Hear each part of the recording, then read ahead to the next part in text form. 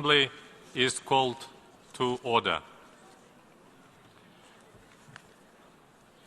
Distinguished delegates, the General Assembly will continue its high-level meeting of the General Assembly on HIV/AIDS under Agenda Item 11, implementation of the Declaration of Commitment on HIV/AIDS and the political declarations on HIV/AIDS. The V Minister of Governance and Health Vigilance of Ecuador for her statement. And I now give the floor to Ms. Yoon Ki-suk, Director of Centers for Disease Control and Prevention of the Republic of Korea.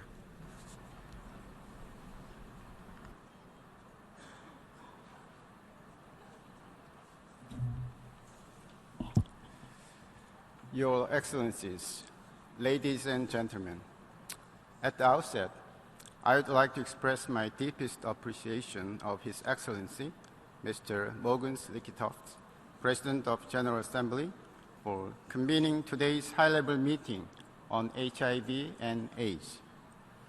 I would also like to thank all relevant UN agencies and partners steadfastly committed to ending HIV/AIDS. Since 2000, new infections in adults and children have declined 35%. Deaths from HIV-related causes have declined 24%. Nearly 16 million people living with HIV are now on antiretroviral therapy. And the global response has averted 30 million new HIV infections and 7.8 million AIDS-related deaths. Despite such achievements, significant challenges remain. In 2014 alone, more than 2 million people were newly infected with HIV. 1.2 million people died from AIDS-related illnesses, and nearly 1,000 young women were infected every day. These challenges should be considered not only as a public health issue, but also as development and human rights issues.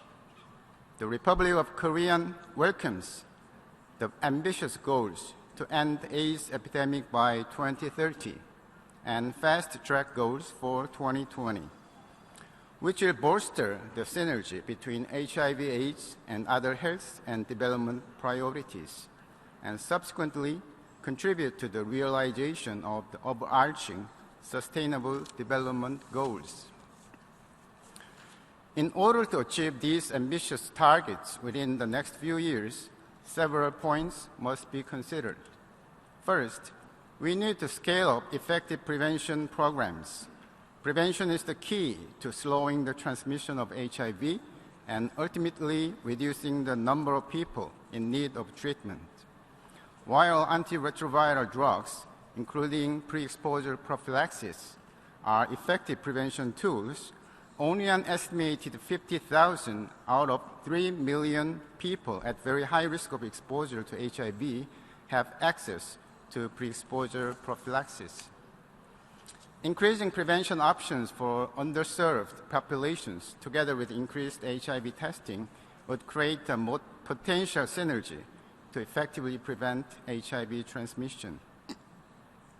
Before such interventions can be scaled up, however, we need to better understand the different target populations and service delivery models for rolling out prophylaxis. We need to invest in operational research in order to increase and sustain the demand for cost-effective prophylaxis. Second, the 90-90-90 treatment target can be achieved through the continued provision of proper treatment and universal medical services, which are crucial to maintaining the health of people with HIV, as well as to reducing the chances of transmission. The government of the Republic of Korea has covered the cost of antiretroviral therapy since 1989, and the average treatment rate of people living with HIV for the last 3 years is 92%. Third, it is essential to review and reform laws and policies in order to eliminate HIV-related stigma and discrimination. We must raise public awareness on HIV/AIDS based on accurate information. thereby eliminating social prejudices and improving access to voluntary HIV testing and treatment.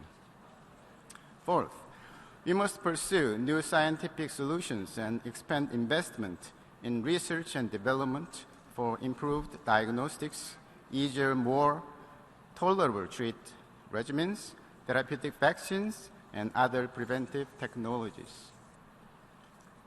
The last 15 years have taught us that innovation is crucial in bending the HIV epidemic curve. Technological advancements in service delivery have been critical to HIV management and care. In the next phase of the global response, innovation will be all the more important in accelerating efforts to meet the 2030 goals. Mr. President, despite its low HIV prevalence, the Republic of Korea continues to make efforts toward HIV/AIDS prevention.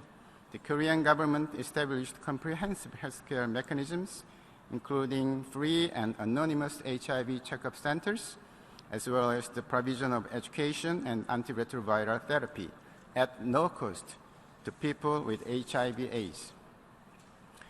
In its legal and social context, the prohibition of any discrimination against people with HIV in the workplace was stipulated in 2008.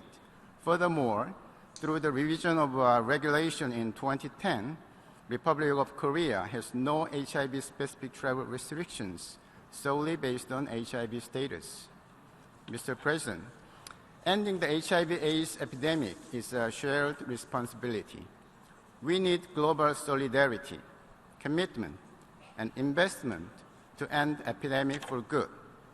Taking this opportunity, my government would like to reaffirm our unwavering commitment to ending HIV/AIDS and to spare no effort in ensuring that we end HIV/AIDS epidemic by 2030. Thank you.